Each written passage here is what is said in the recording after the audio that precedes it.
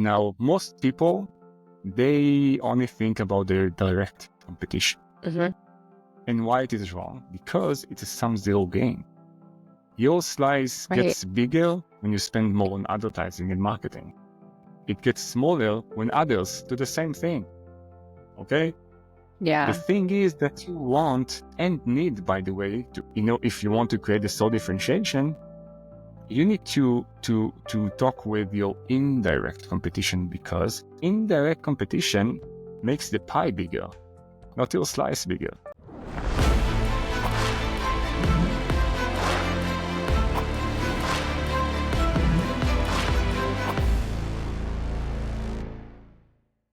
Welcome to the show. Thank you for having me. I'm excited to have you on because when you and I had a conversation about differentiation, you talked about it in a way that I had never heard before. And so I wanted to have you on to share that with the audience. So let's start with the big question: what is differentiation? Oh, that's not big. It's a huge question. Imagine that I'm talking about in business aspects, right? Yeah. Imagine that every business gets safety present from its target market, from its competitors, from its ecosystem. Okay.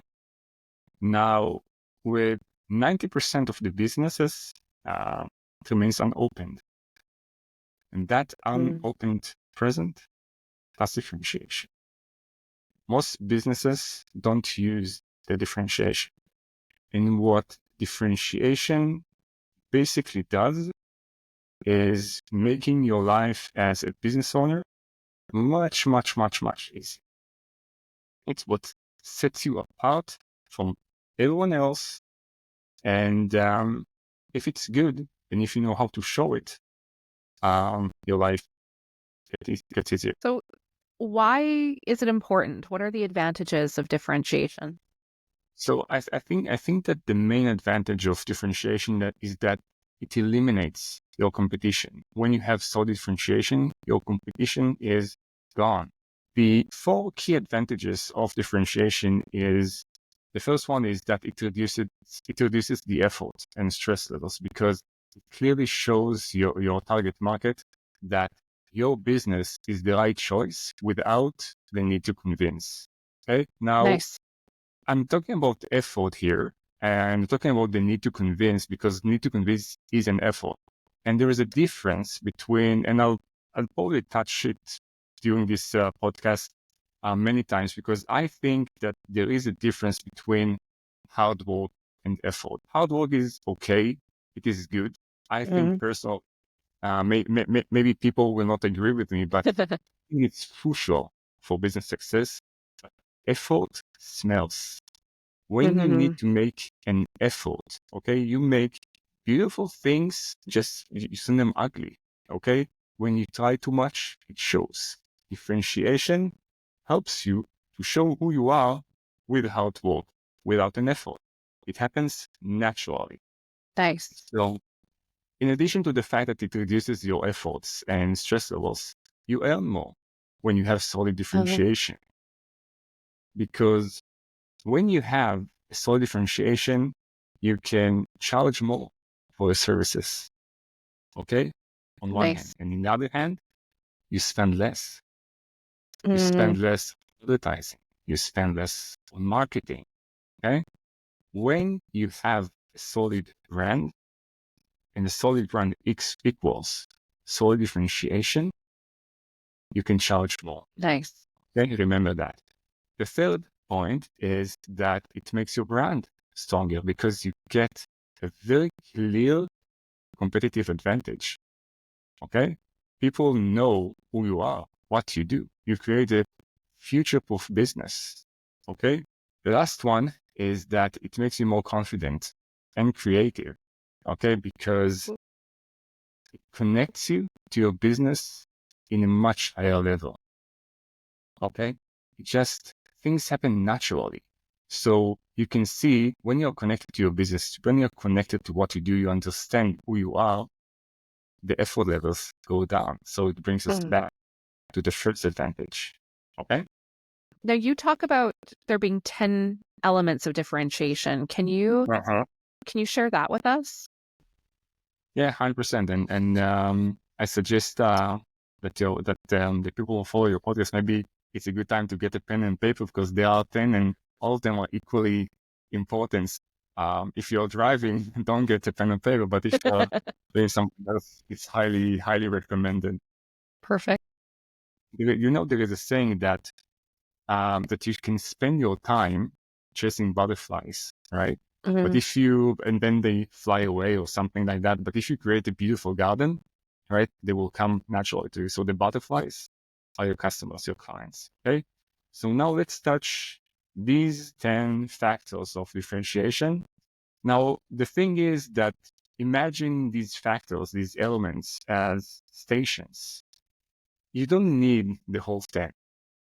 Okay. But if you get the whole 10, you have solid differentiation, 100% solid differentiation. So the first one is your brand story. Okay. You and your business, and I'm talking you and your business, I'm saying you and your business because when you have a small business, when you have a startup, usually you or your business and your business is you. Okay. It affects everything in your life. That's why, by the way, that's why I say that there is no such thing as small business. For small business owners, their business is small. It is huge. So there is a connection between you and your business. So usually your business story is your story. Yeah. So when we are talking about differentiation in the light of a business story, your authenticity and your story needs to be combined with your target market story. So they will be able to leverage your story and the combination between your two stories to reach their goals. Okay, is it clear? Okay. Yes. Yeah. Now, if you want an example, imagine I don't know, imagine a cow. Okay, you get a cow, but the story about this cow or a piece of cloth, like entry, for example. Now, the story behind these brands is that they help the environment. They help, to preserve the environment. Okay, so the brand story and your story suddenly become one. And each one of them gives the backwind to the other one. Okay? Okay. Now, before we move forward, I want to emphasize that authenticity is important here. But authenticity is not, it's not about saying everything.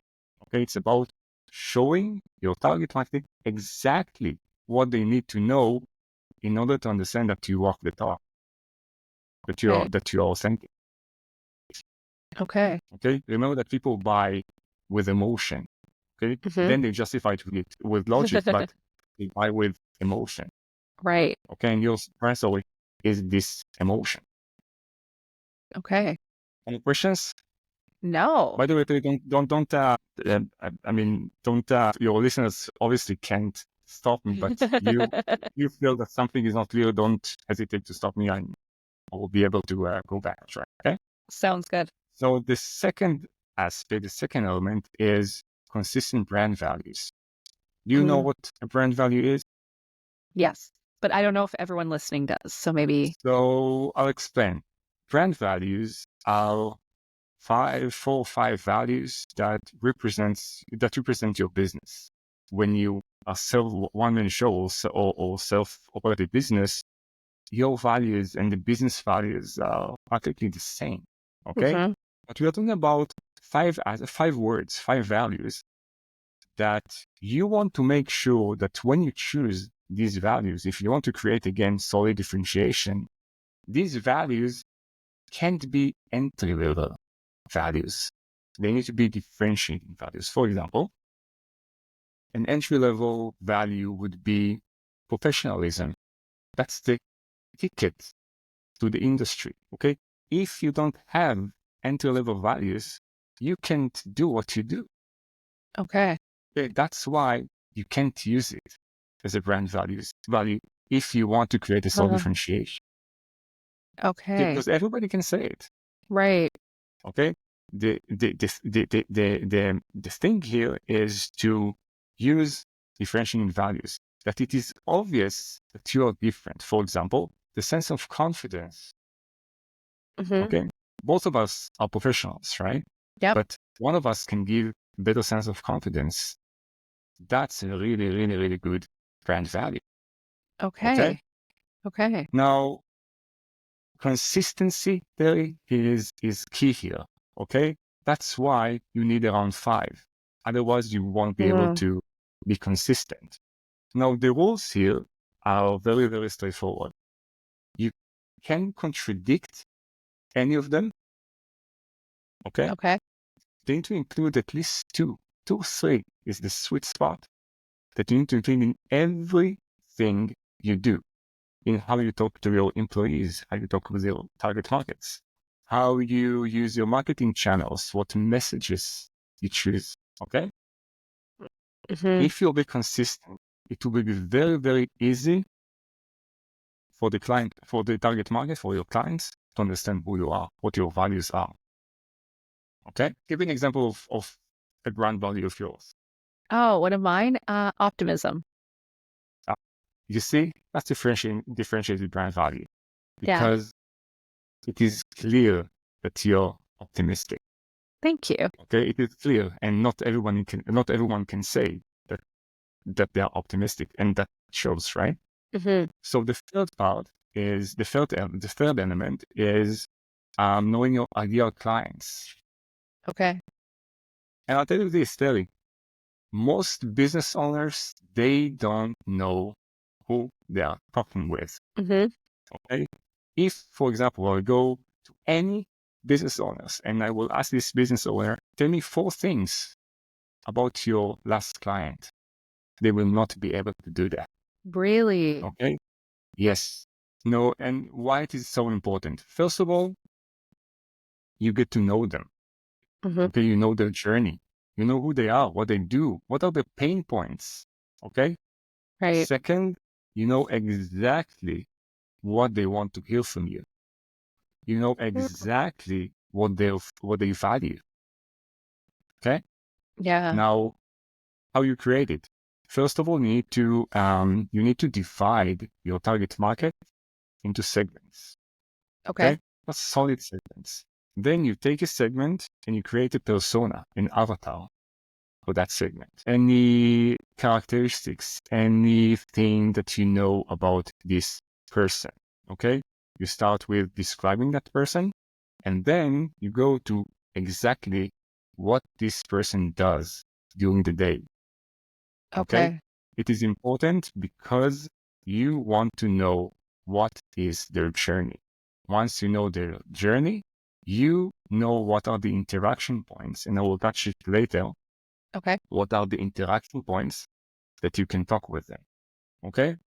Now there is a business model that I really like to use when I identify my segments. Is it okay that I share this? Yeah, absolutely. So this model is one of the best models, almost as good as the SWOT, by the way.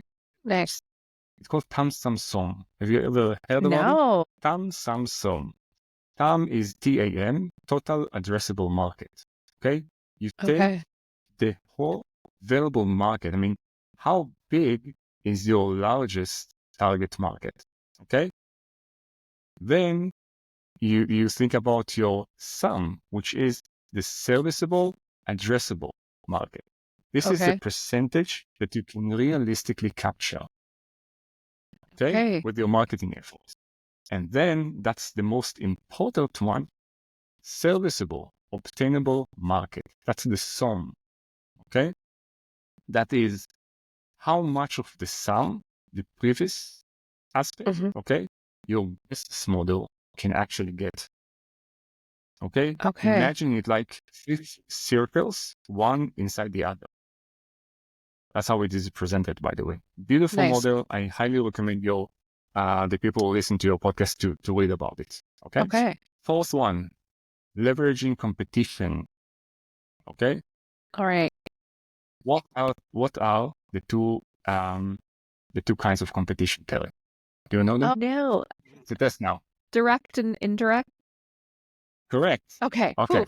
Passed. Imagine, imagine your competition as a pie, Teri. Okay. Yeah. Now, most people, they only think about their direct competition. Mm-hmm. And why it is wrong? Because it's a sum-zero game. Your slice Right. gets bigger when you spend more on advertising and marketing. It gets smaller when others do the same thing. Okay? The Yeah. thing is that you want and need, by the way, to, if you want to create the soul differentiation, and I'll connect the dots in a second, you need to talk with your indirect competition, because indirect competition makes the pie bigger, not your slice bigger. Now, Right. everything from the diameter of the pie goes to your slice. Nice. Imagine if you bring fresh people, fresh audience to the pie, and you are the entry point. Right. Okay?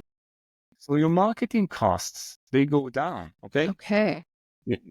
Now, let's take an example. Let's take, you know what? One of my favorite examples here is a fitness trainer. Okay? Fitness trainer, Right. other trainers will do the same thing. One of them will spend more money on advertising. They will get more clients, right? Mm-hmm. Yep. That's the direct competition. That's the slice of the pie. Okay, but the indirect competition of a fitness trainer is what? The TV. Oh, okay. Yeah. Yeah, the Yeah. I couch, the definitely didn't bed, think of that. the kitchen, whatever. Yeah. Anything that prevents this person to go and train and do sports, right? Yeah. So once this personal trainer, this fitness trainer, they are able to convince one person on the indirect competition, suddenly the pie is bigger and the slice is bigger. Oh, yeah. Okay? It reduces the costs. And when fresh people come to your slice of the pie, that's your differentiation.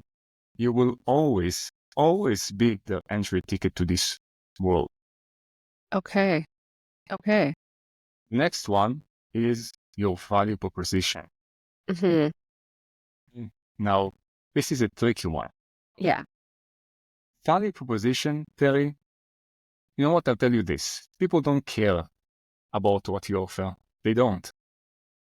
Because the only thing that they care about is what your offer can do for them. Right. And what your offer can do for them, that's your brand value proposition.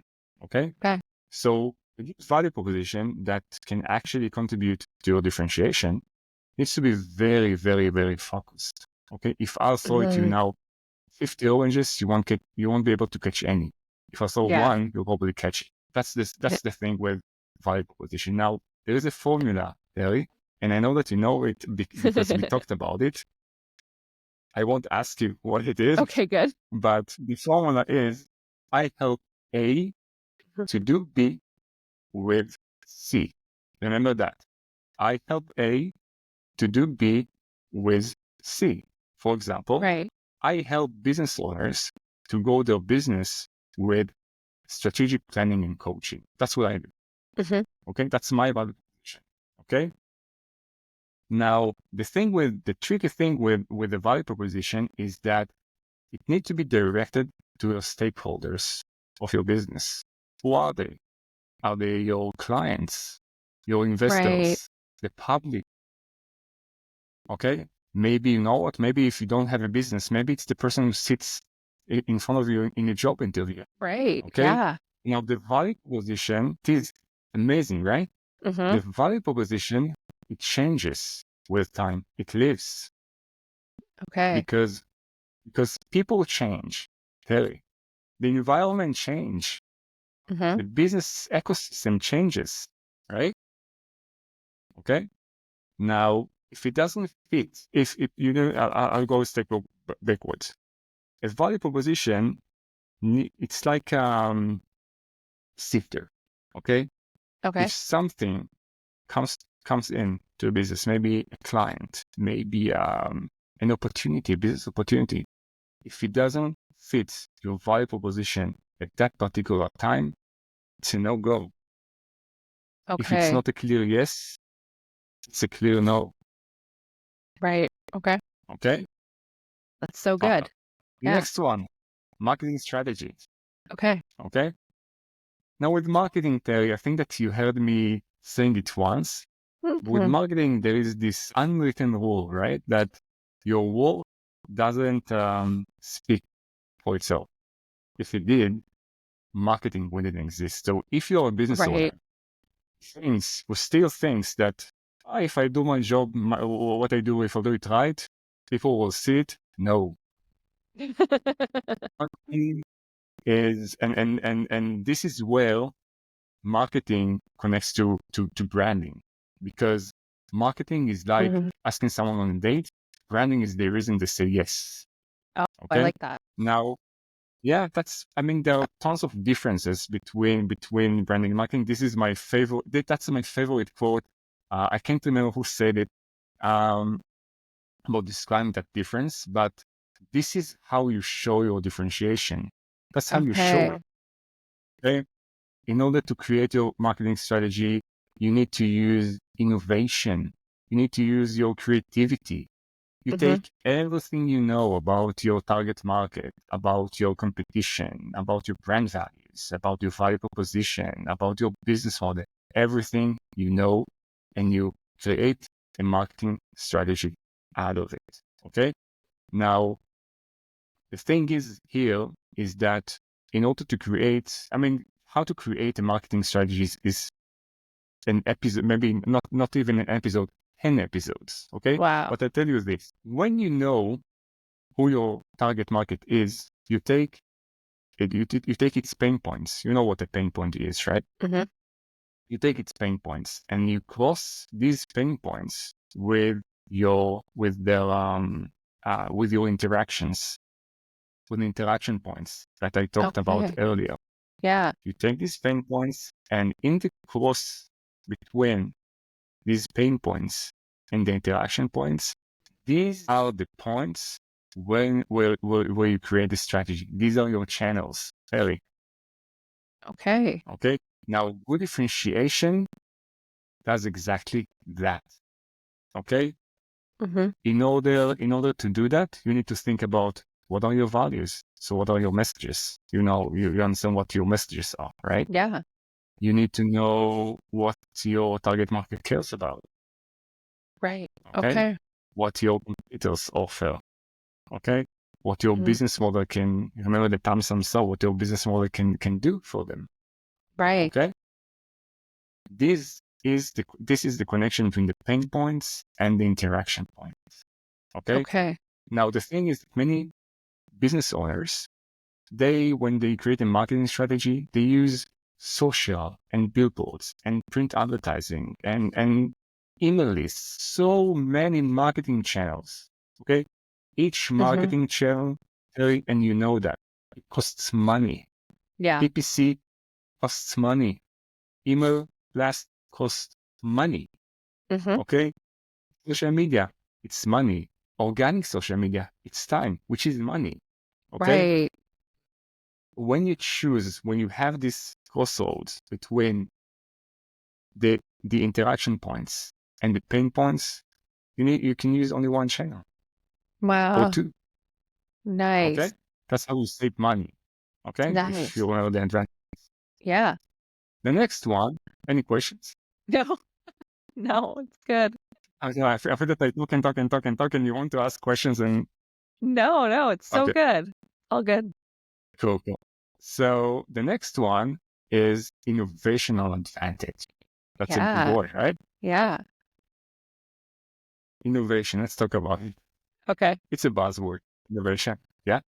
But it has two levels: marketing and product or service. Product service is one, marketing is the other.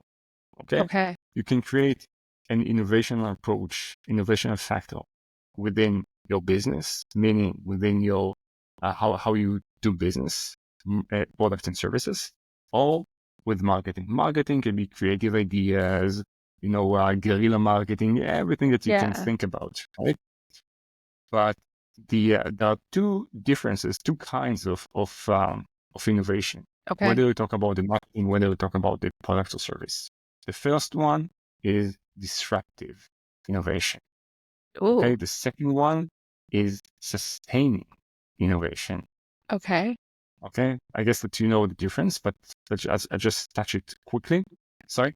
Yeah. Please explain. Sustaining innovation is how you can do something better. Okay. Okay. How can you improve the functionality of something? Disruptive innovation is how you can change the market. When you wake Okay. up one day and say, it can't be that it's like this, that it's still like this. Mm-hmm. When you send a fax to your bank, for a good example, when you receive an actual letter in the mail, Yeah. it can't be that it's still like this. Mm-hmm. That's disruptive innovation.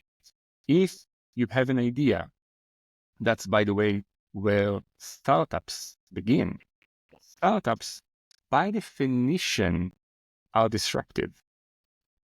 Small Okay. businesses usually are sustaining. Okay, because small businesses, Mm-hmm. I'll touch it quickly. Okay, sorry if I. No, please. The thing is with the business models of startups and small businesses are completely different, right? A small Mm-hmm. business, you start a new business in a known environment, more or less. You know Right. approximately who are the people who are going to buy your products, who are the people who are going to use your services, right? Mm-hmm. When you start a startup, you have a problem. Maybe you can solve it. Maybe you have the answer. But every startup starts with a Mm. problem. A problem that, in other words, says can't be that it's still like this. Right. It's disruptive.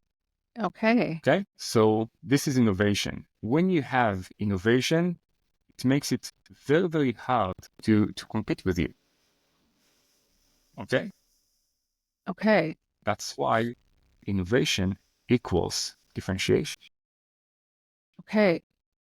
Can you explain more about how it makes it hard to compete with us? Like I'm Yeah, thinking more about this. Yeah. because it gives you an edge. Okay. Okay, it took time for you to think about your innovation. It took time for you to think about how you implement it. It took time for the people to understand that you are the one who is innovative in your market, Mm, right? got it. Yeah. A new competitor that comes in the market, it will take time for that particular business to catch up with you.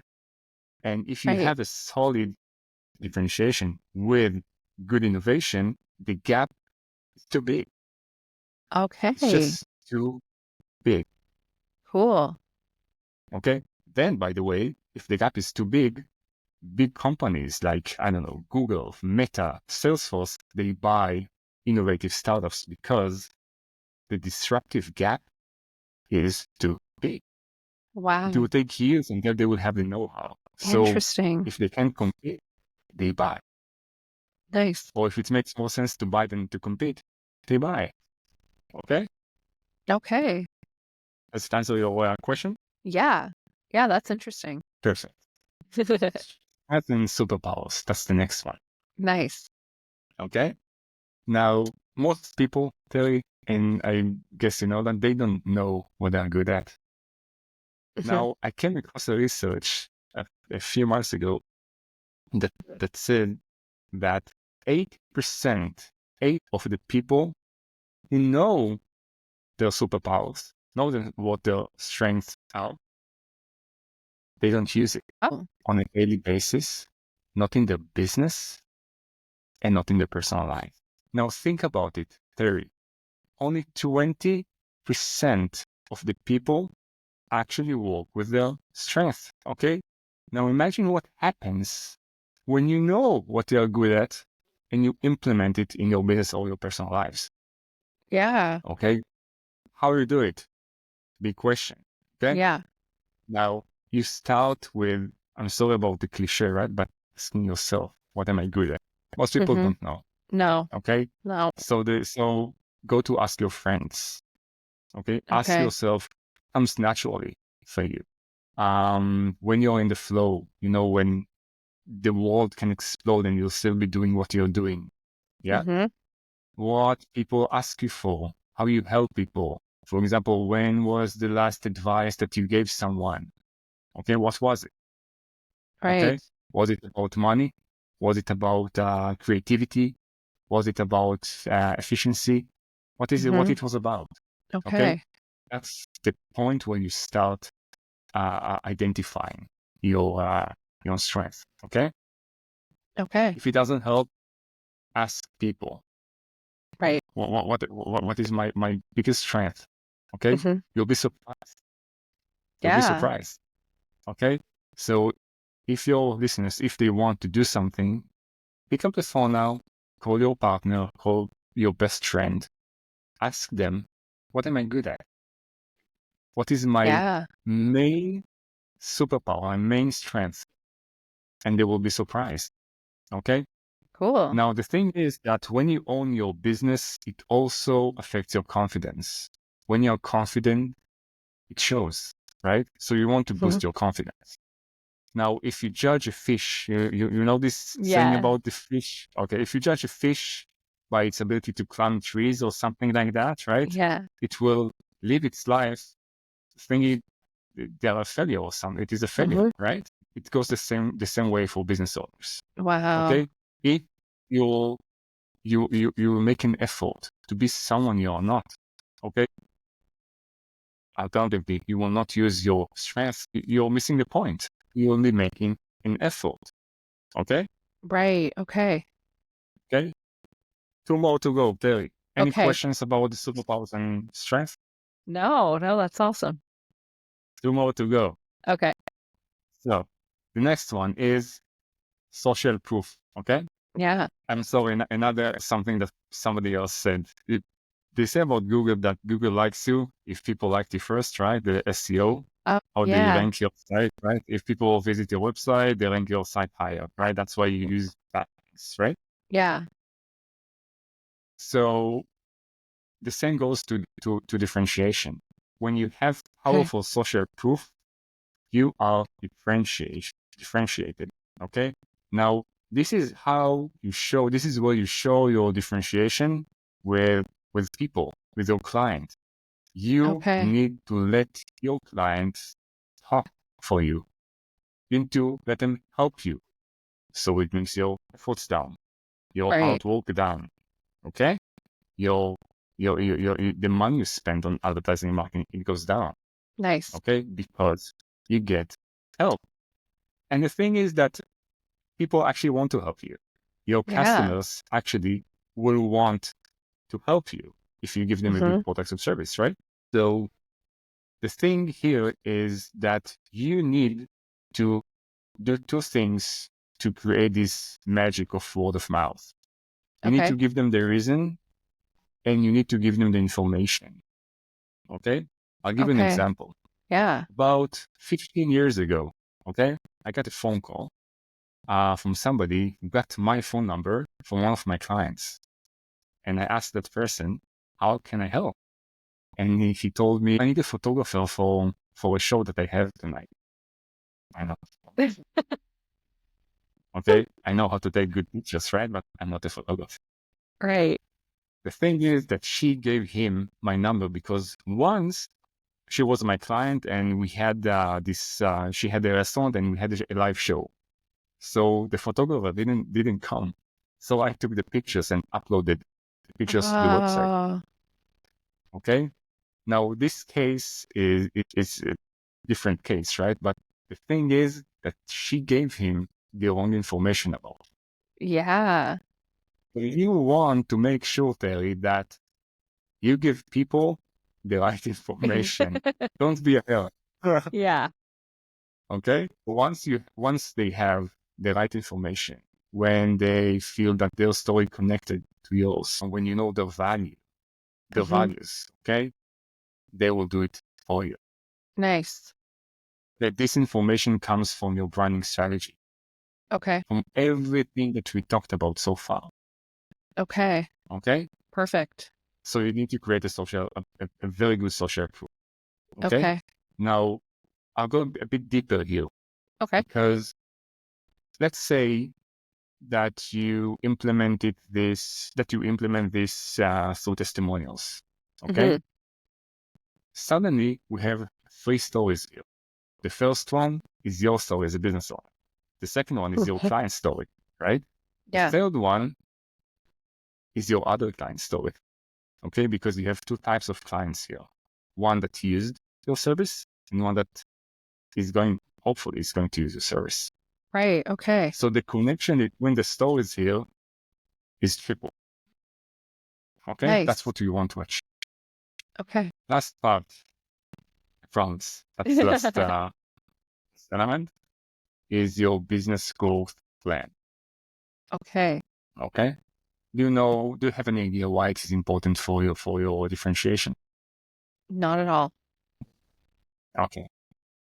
I'll jump to the bottom line, then go back up. Perfect. Okay. The bottom line is, Teri, that it gives your clients, your target market, the feel that there is always something new. Okay. That there's always progress. There's always something. Yeah. Okay. Now let's go. Okay. Okay. Business growth relies on 2 different factors. Okay. The service and the audience. The service part, you can offer your existing products and services, okay, to new audiences. Okay. The Right. audience one is you can create a new audience to your existing products and services. Okay. It's either you go with the product and services route or your audience route. Okay. Okay. That's business growth. You always need, as a business owner, to have in your arsenal new ideas. Okay. Okay. And then when you have time, you just implement. Nice. If you don't have time to implement them, you hire somebody else to implement it with you. Okay. Okay. But when your business grows, shows, and people, Yeah. target market, people, in clients and customers, they want to be where there is growth. Right. They don't want to buy from stagnant business. It looks old. It looks pale. You know what I mean? Okay, Yeah, that's that the makes 10th sense. factor. Amazing. That's incredible. Now Yeah. I'll drink. Perfect. Perfect. Can you tell us what is the difference between differentiation and positioning? Because I hear those 2 terms so often and sometimes maybe used interchangeably, or it seems like they're being used interchangeably. Many people confuse these two things. I think that the best way to explain it is, imagine you have 2 axes. Okay, horizontal is differentiation. Okay. Vertical is positioning. The scale of positioning is more or less. Okay. Okay, more expensive, less expensive, more luxurious, less luxurious. Okay, for example. Okay, more Okay. efficient, less efficient. You position yourself among your competitors. Okay. Right. Differentiation is much more difficult to understand because the scale of differentiation is as big as what sets you apart from others. Okay. Okay. I'll give you an example. Coaches. Okay. One is here, one is here. They are different. Okay. This one is more expensive, so it's positioned here. Okay. Okay. This is how you explain differentiation positioning. Okay. Perfect. More or less, and what sets you apart. Okay.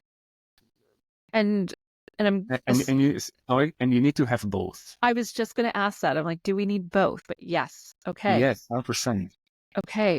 Perfect. But you know what? Positioning is important, not only for you as a business owner, but also for your customers. Okay, they need to position you because it makes their life easier. People don't like to think. Right. Okay, people want to get answers. Now, you know what? It's not that they don't like to think. They have other things to think about. Right. Life, work, right? Yeah. The bank, mortgage, interest rate, everything, Right. right? They don't need to think about Teri's positioning. They want you to tell them, to show them where you are. Okay. Okay? reduce their effort. Perfect. Now I have a couple questions that came from my Instagram community.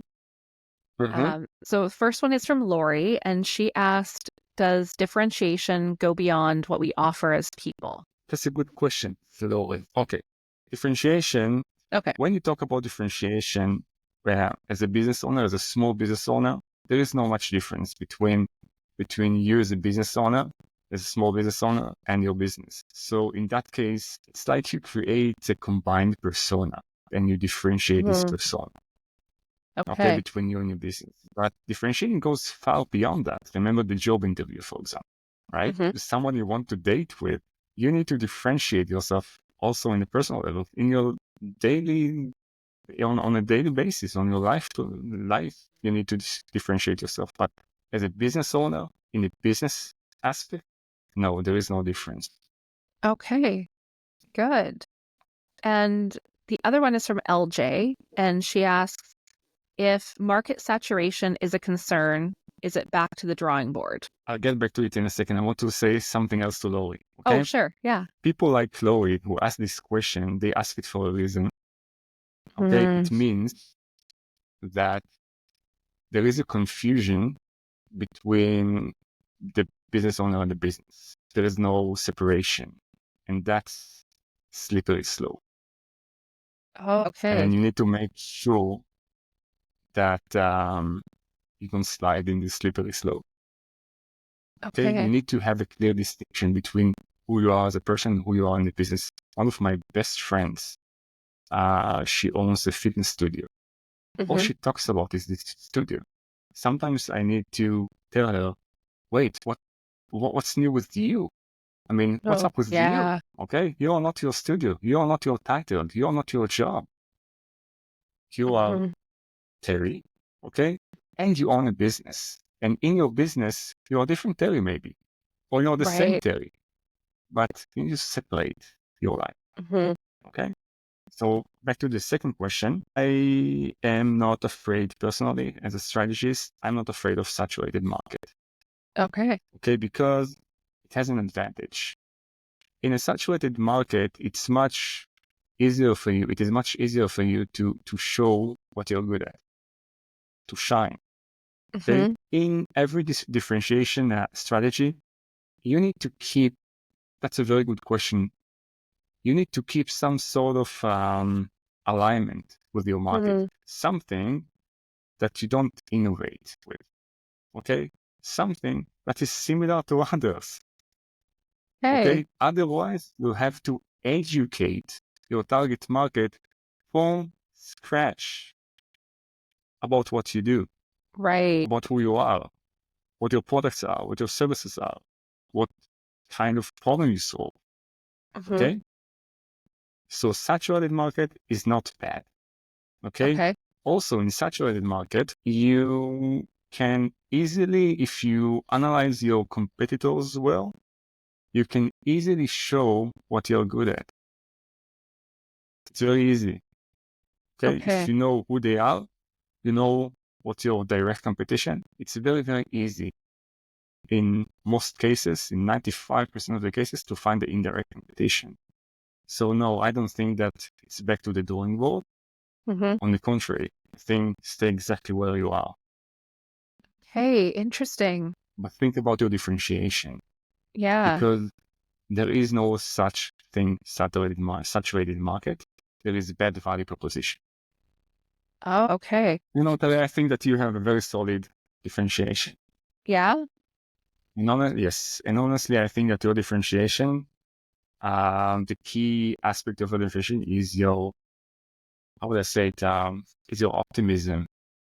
What you show, and you're one of these type of people, business owners, that you always bring a smile to the room. Thank you. I appreciate That's that. differentiation. Okay, interesting. Now, do you have a few more minutes? I have some rapid fire questions. Yeah, you ready? Okay, what is your favorite food? Favorite food, good pizza. Yes, I agree. What is your biggest pet peeve? I can't hear people chew. Oh, yeah, that's a big one. Who inspires you? My wife. Nice. What are 3 things you take with you to a deserted island? I want to say cell phone batteries and food, but Perfect. I won't use this cliche.